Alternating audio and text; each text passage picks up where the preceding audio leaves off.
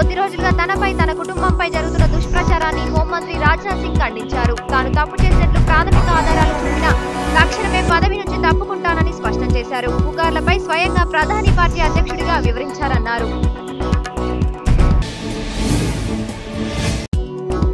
మెదక్ లోక్సభ స్థానానికి టీఆర్ఎస్ అభ్యర్థి కొత్త ప్రభాకర్ రెడ్డి సంగారెడ్డి కలెక్టరేట్ లో నామినేషన్ దాఖలు చేశారు. ఈ కార్యక్రమానికి మంత్రి హరీష్ రావు, డిప్యూటీ స్పీకర్ పద్మా దేవేందర్ రెడ్డి తదితర కార్యకర్తలు హాజరయ్యారు.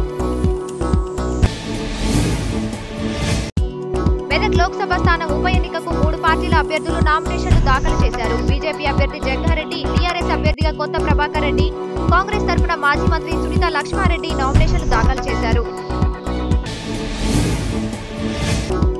డీజీపీ అనురాగ్ శర్మ కొద్దిసేపటి క్రితం ఎస్సీ కమిషన్ ముందు హాజరై 2013-9 మధ్యకాలంలో జరిగిన ఎస్సీ/ఎస్టీ పోలీసుల పదోన్నతుల విషయంలో తప్పు జరిగిన మాట వాస్తవమే అని, దీనిపై విచారణ జరిపి తప్పుదిద్దుకుంటామని కమిషన్ కు నివేదిక ఇచ్చారు. ప్రజాప్రతినిధులు, ప్రముఖులకు భద్రత కుదించడంపై పునఃసమీక్ష చేయాలని సీఎల్పీ నేత జానారెడ్డి సీఎం కేసీఆర్ కు ఈరోజు లేఖ రాశారు. మెదక్ ఎంపీ స్థానానికి తనను నిలబెట్టిన సీఎం కేసీఆర్ కు ధన్యవాదాలు తెలుపుతున్నానని ఎంపీ అభ్యర్థి కొత్త ప్రభాకర్ రెడ్డి తెలిపారు.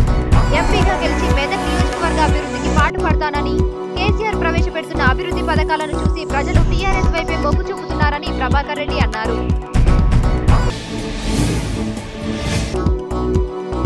మెదక్ ఉప ఎన్నికల్లో టీఆర్ఎస్ విజయమని నీటిపారుదల శాఖ మంత్రి హరీష్ రావు ధీమా వ్యక్తం చేశారు. మిగతా పార్టీలు ద్వితీయ, తృతీయ స్థానాలతో మాత్రమే సరిపెట్టుకోవాలని, ద్వితీయ, తృతీయ స్థానాల్లో ఎవరు నిలబడతారో అన్నది తేలాల్సి ఉందని హరీష్ రావు అన్నారు.